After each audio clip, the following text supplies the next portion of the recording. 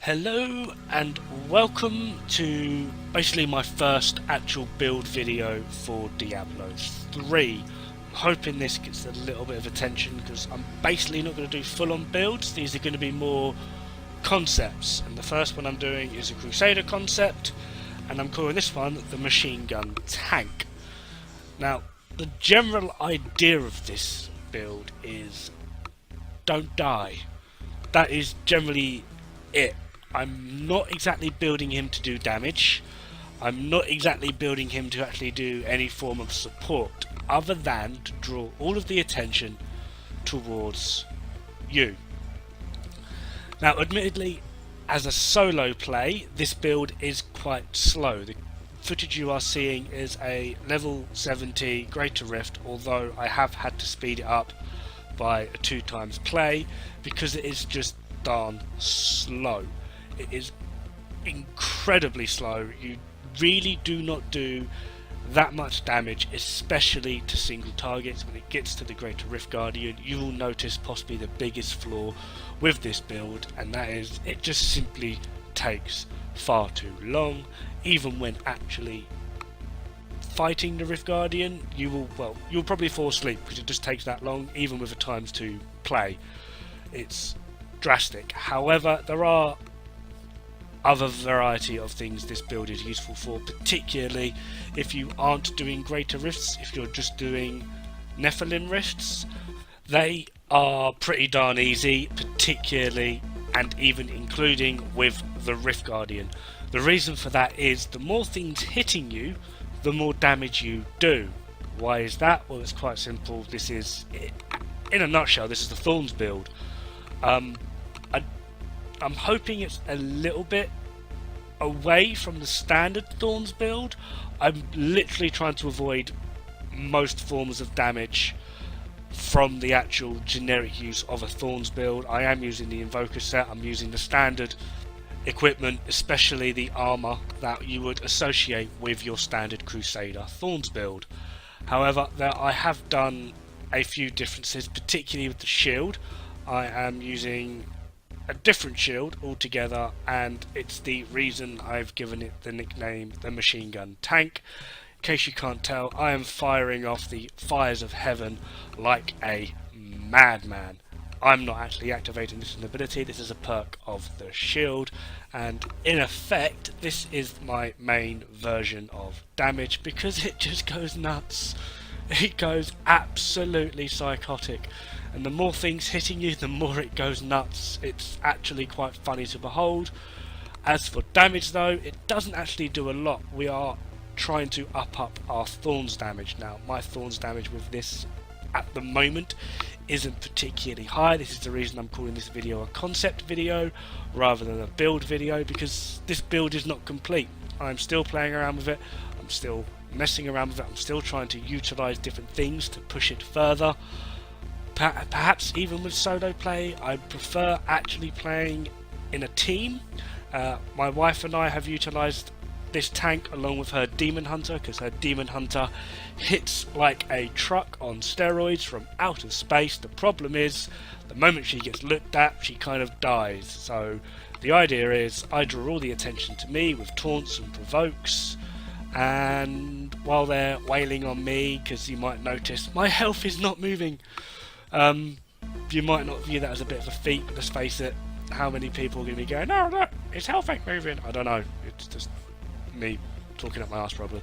But the general gameplay style that we incorporate, because I'm not trying to go for the whole meta build, get the highest Greater Rift number possible. I'm trying to incorporate perhaps a little bit more of a team synergy thing going on here. So I'm hoping as well that you guys can possibly give me some input, whether I should just give up on this build, maybe there's other ideas that you have, just anything, throw it my way, I'll give it a go. And if not, I'm hoping at least this gives you guys a little bit of an idea of something different, rather than just going for the standard meta and going, oh, I want to be that guy on the top of the leaderboard. How about you be that guy that just supports your team? I don't know. But the way we normally play, like I was saying, is I get all the attention and she pounds the crap out of it with her Demon Hunter. Now, as you can see here, this is me versus a Rift Guardian. It's at ×2, and there's still like another good minute left, which means this Rift Guardian at least took me 2.5 minutes just to do by myself with this build. That is a big flaw. I am fully aware of that, but as long as I'm able to complete the Rift with plenty of time, I'm not too bothered with that. Anyway, as I was saying, we do have the complete Invoker set. I have literally gone for Vitality, Armor, Resist All and Percent Life all over the place, trying to keep in contact with Strength as well. I've gone for the purple gem in the helmet for more life. I will be trading that out for a diamond for the cooldowns as I progress and possibly get better equipment as I go. At the moment, I think I literally only have 2 ancients in this, which, you know, could be better. I have the Aquila Cuirass, obviously. You can either go the Aquila Cuirass or the Heart of Iron, I believe. I'd say equip the Aquila Cuirass, put the Heart of Iron in the cube, because you're not using resources, so it really doesn't matter what numbers there are on the Aquila Cuirass. For my belt, obviously the Belt of Trove cools down the bombard every 6 seconds, so you're getting the maximum amount of perk from your Invoker set. And Justice Lantern, just to increase 1 your block chance and 2 your toughness, because it helps with such a thing. And the Royal Ring of Grandeur, because we do not have the complete set, we have replaced the braces with the Sanguinary Vambraces, I believe they are. Yes, they are. And the Hellfire Amulet, and I'm only using this because it's given me the Vigilant passive as well. That's a personal choice for me. If you could recommend another amulet, that would be absolutely great. If not, oh well. And I'm utilising Hack. Now, it's only 77% of the Thorns damage being put into every attack. I would prefer it to be higher, but beggars cannot be choosers, particularly because I'm using something separate in the cube. And here we have the machine gun part of the build, the Ivory Tower.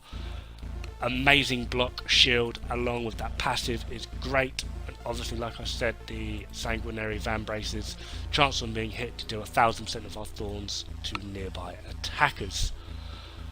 Right, now in the cube, like I said, I have something different. I could not pronounce that for the life of me, but basically enemies affected by Provoke take an increase in Thorns damage, and like I said, the Heart of Iron, so my Thorns is increased by 300% of my Vitality. I have over 1 million health, and of course the jewellery that I am using is the S of Joan.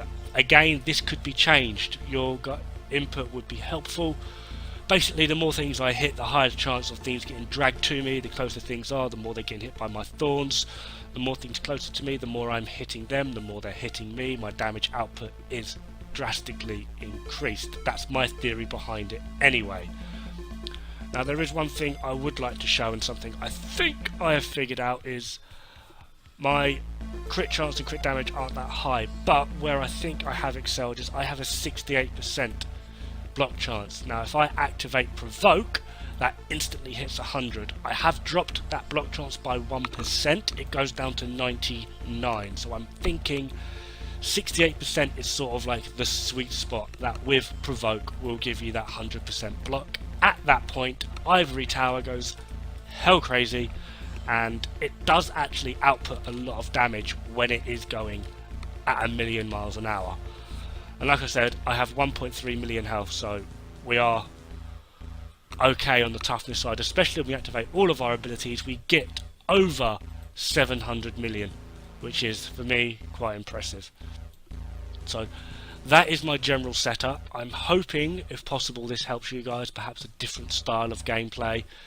If not, well, the skills as well, I am using Punish with Celerity. You can obviously go for Rebirth if you are having trouble staying alive. I was utilising this to begin with, but after I've got a few things up, that generally did help. And Steed Charge with Endurance, this is my mobility skill, so it helps you get around and is generally really good at just keeping you alive as well. If you need to as well, Rejuvenation, but be warned, this will decrease the duration, obviously.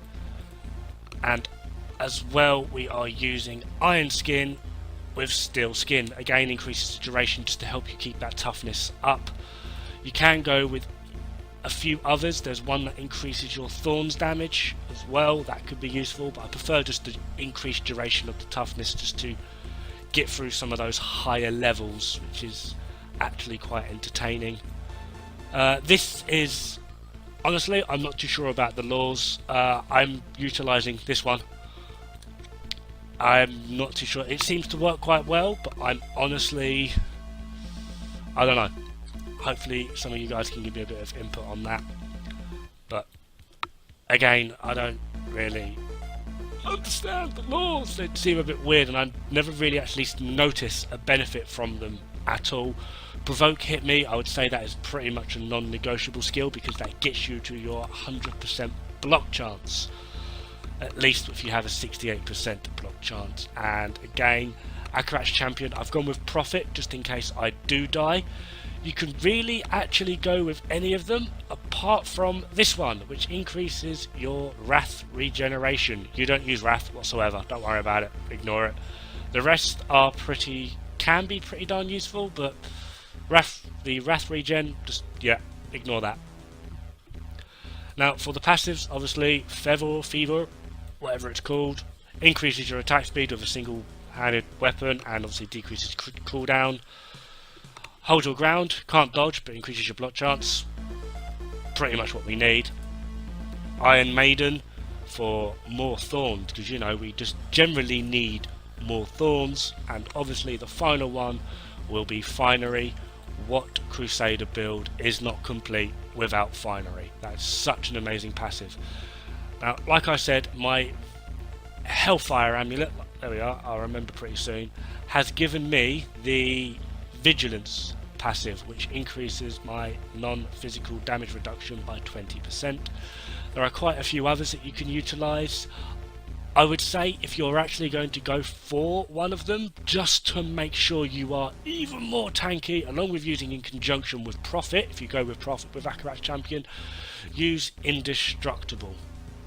Well, anyway, that's me. Thank you very much for watching. I'm hoping it either gives you guys a little bit of something else to perhaps consider when playing a Crusader. I'm hoping I can get a bit of feedback on how to best improve my build. Along with the gems, I've utilised 2 defensive ones and the Thorns ones, so I don't know, maybe you guys can think of different ones. Anyway, thank you very much for watching, and I will see you pretty darn soon. Ta-ra!